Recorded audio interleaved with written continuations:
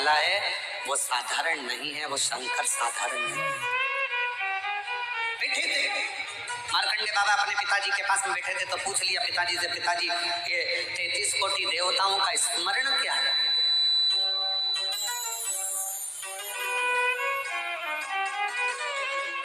महाराज 8 वसु, 11 रुद्र, 12 आदित्य, 1 प्रजापति और 2 षटकार, ऐसे सब मिलाकर जो 33 कोटि देवताओं का स्मरण कराया गया। तो विचार करा कि मुझे तो ये मालूम नहीं है, मार्कंडे जी कहते हैं कि मेरी मृत्यु कौन सा देवता कराए, मुझे नहीं मालूम। इस चीज का मुझे स्मरण नहीं है कि मेरी मौत कहाँ लिखी है, कैसे लिखी है, कब लिखी है। मृत्यु का ठिकाना नहीं, मुझे नहीं मालूम।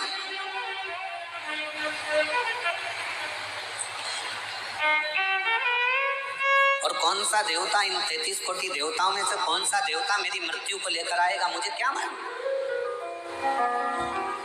मैं तो यम को भी नहीं पहचानता, मैं मृत्यु देवी को नहीं पहचानता, मैं यमराज के गणों को भी नहीं पहचानता, यमदूतों को भी नहीं पहचानता।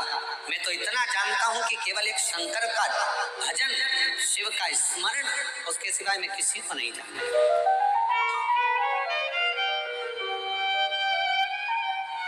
मार्कंडे जी कहते हैं मुझे नहीं मालूम कि मेरे को मारने के लिए कौन आएगा, कौन पहुंचेगा। मैं तो केवल एक शिव का भजन करना जानता हूँ, शंकर का गुणगान करना जानता हूँ, इसके सिवाय मैं कुछ नहीं जानता, कुछ नहीं। और फिर निवेदन करूंगा मेरी जीजियों से, मेरे जीजाओं से, मेरी बेटियों से, बेटाओं से, मेरी माताओं से, मेरे भाइयों से, फिर मेरा निवेदन, फिर निवेदन। और जितने कथा को श्रवण कर रहे हैं इस प्रयागराज की पवित्र धरा पर, जितने कथा को सुन रहे हैं आस्था चैनल के माध्यम से, जितने कथा को सुन रहे हैं मोबाइल पर, फेसबुक, यूट्यूब पर, उन सबसे निवेदन करूंगा, आपको पूजन करना आती कि नहीं आती हमें नहीं मालूम, आपको आराधना करना आती कि नहीं आती हमको नहीं मालूम, आपको अर्चना करना आती कि नहीं आती हमें नहीं मालूम, आपको संतों जैसा तप करना आता है कि नहीं आता हमको नहीं मालूम। क्यों?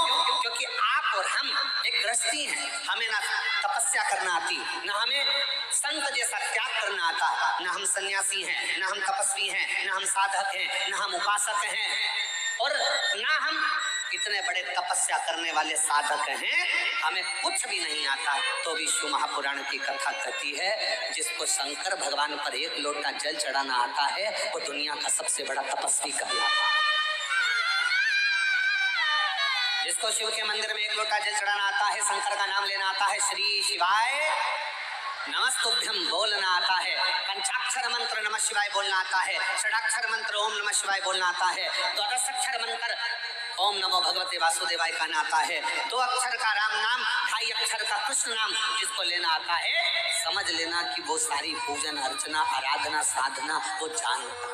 क्योंकि कलयुग केवल, जम के बोलो, कलयुग केवल नाम आधारा। तुलसी बाबा ने राम भी नहीं लिखा, तुलसी बाबा तो कहते हैं तुम्हारा मन पड़े, कलयुग में ना जाने कितने कितने देवता को लोग पूजेंगे, इसलिए तुम्हारा मन पड़ जाए राम भजना, कृष्ण भजना, शिव भजना, भवानी भजना, जगदम्बा भजना, तुम्हारी मर्जी पड़ाए उस देवता को भजना। पर निवेदन तुलसी बाबा ने कर दिया कि कलयुग में नाम की प्रधानता है, नाम जरूर जपो। तुम चाहे प्रयाग में रहो, चाहे तुम अपनी कुटिया में रहो, चाहे तुम अपने घर पर रहो, पर नाम का जाप करो। कई लोग ऐसे भी होते हैं कि जो प्रयाग में कल्पवास करने के लिए नहीं पहुंच पाते, कल्पवासी जैसा भगवान का भजन करता है, त्याग करता है, अपनी जिंदगी को सार्थक बनाने का, जीवन का एक आनंद भगवान की शरणागति करते करते, भजन करते करते निकालता है, वैसे अपने घर में रहकर भी निकाल।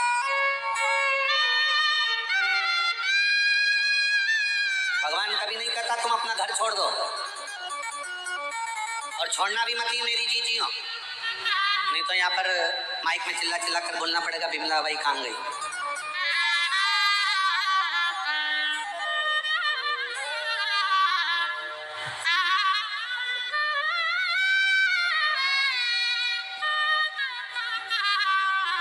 हमारा भगवान नहीं कहता कभी भी कि तुम घर छोड़ो, भगवान ये भी नहीं कहता कि तुम परिवार छोड़ो, भगवान ये भी नहीं कहता कि तुम कहीं जाकर नदी के किनारे पर बैठ जाओ और अपना घर परिवार सब छोड़ दो। भगवान तो ये कहता है कि दूसरे की बुराई करना छोड़ दो, भगवान कहता है पाप कर्म करना छोड़ दो, भगवान कहता है व्यसन छोड़ दो। जो तुम व्यसन कर रहे हो, मदिरा का पान कर रहे हो, जुआ खेल रहे हो, गलत संगति में बैठ रहे हो, काली का उच्चारण कर रहे हो, अपशब्द कह रहे हो, भगवान कहता है ये छोड़ दो। भगवान ये नहीं कहता कि तुम घर छोड़ो, भगवान ये कहता है कि अपने भीतर की विसंगतियों को त्याग दो।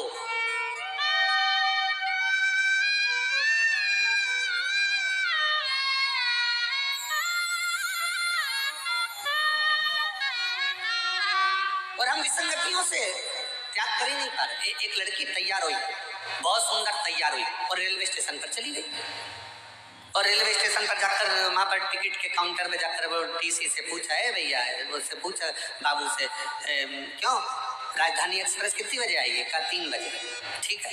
थोड़ी देर बाद वो फिर गई, घूमते फिरते फिर पूछा क्यों भैया? पैसेंजर? कहा 4:30 बजे। ठीक है। वो थोड़ी देर बाद फिर घूम के गई, फिर पूछा मालगाड़ी कितनी बजे आएगी? भैया बताओ ना मालगाड़ी कितनी बजे आएगी? 5:30 बजे। तो बेचारे बाबू को दया आ गई, रेलवे स्टेशन वाले बाबू ने उससे बाहर निकल कर पूछा क्यों बेटा एक बात बताओ तुम्हें जाना कहाँ है? वो बोली मुझे जाना नहीं है, मैं तैयार होकर आई हूँ, पटरी पे सेल्फी लेना है। और ऐसे कई घूम रहे हैं पूरे मेला में, ढेर घूम रहे हैं जिनको नहाना नहीं है, सेल्फी लेना।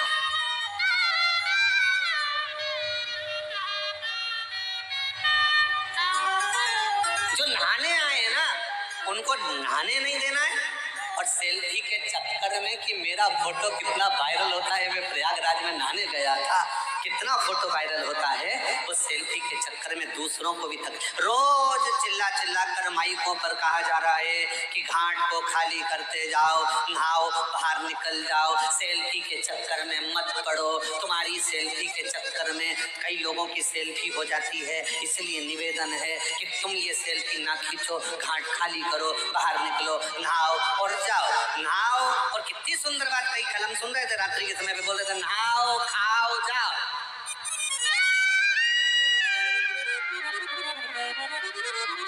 और दूसरे के प्राण मत खा। तुम्हारी सेल्फी के चक्कर में यहाँ बैठ गए, वहां बैठ गए, कहीं वहां बैठ गए, selfie selfie selfie selfie selfie selfie ले लेते लेते लेते। और निवेदन है, निवेदन,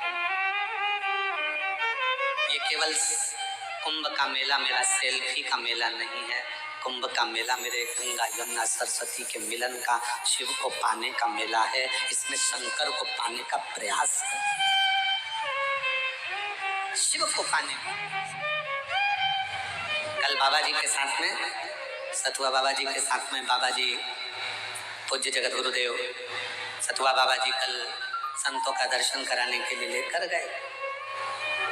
तो बाबा जी से पूछा कि मिश्रा जी सब दूर जाते हैं? तो बाबा जी बोले नहीं, ये अपना कमरा ही नहीं छोड़। बाबा जी बोले ये अपना कमरा नहीं छोड़ते। फिर निकल गए, थोड़ा दर्शन किया, बाकी के कमरे में रहते, भजन करते। क्यों आए हम यहाँ? हम यहाँ पर आए किस लिए? हम यहाँ पर आए हैं भगवान का मंत्र जाप करने के, नाम जाप करने के, स्नान करने के। अमृत कुंभ का स्नान करो, जहां मौका मिले घाट से हटकर भगवान की भक्ति करते हुए अपने घर की ओर भगवान का भजन करते हुए, स्मरण करते हुए।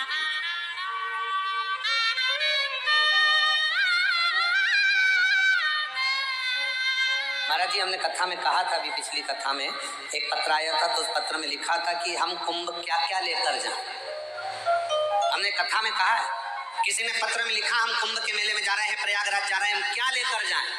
हमने उस कुंभ के मेले के लिए उस पत्र के माध्यम से कहा था कि लाकिट, पाकिट, जाकिट छोड़कर दिल लेकर कुंभ के मेले में चले जाओ।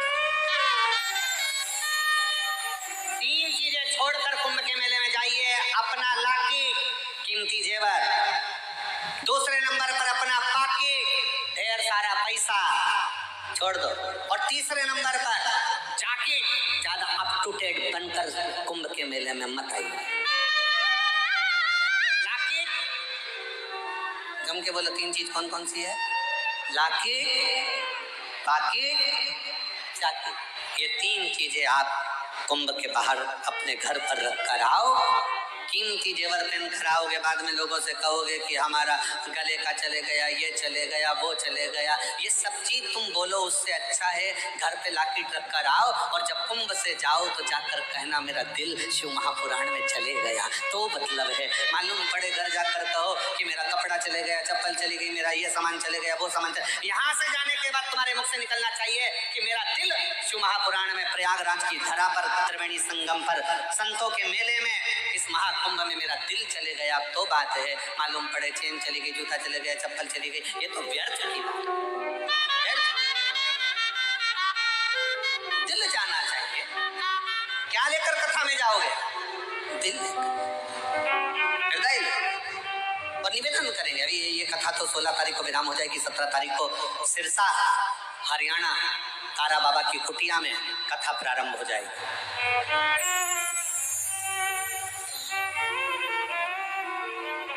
सिरसा हरियाणा में तारा बाबा की कुटिया में कथा 17 तारीख से 23 तारीख तक होगी। 24 तारीख को वहां से चलेंगे, 25 तारीख को फिर सीहोर में रुद्राक्ष महोत्सव प्रारंभ हो जाएगा, जिसकी कथा का लाभ आप और हम सब पवित्र धरा कुबरेश्वर बाबा की भूमि से लेंगे। पर दिल लेकर शिवालय में शंकर के दरवाजे पर भगवान की कथा में, भगवान के भजन में, गंगा मैया का स्नान करने के लिए भी जाओ तो ये विचार कर जाना कि मुझे गंगा माँ केवल लोटे में नहीं, कमंडल में नहीं, बोतल में नहीं, गंगा माँ मेरे दिल में बैठकर मेरे घर तक चली जाए। केवल बोतल तक, कमंडल तक, लोटे तक गंगा ना रहे, गंगा माँ मेरे दिल में बैठकर जाए। और वो गंगा जब हमारे दिल में बैठकर जाएगी, हमारे हृदय में बैठकर जाएगी, तो हमारे भीतर जो राम नाम, कृष्ण नाम, शिव नाम भरा है, उसको एक आनंदता प्रदान करती है, एक आनंदता।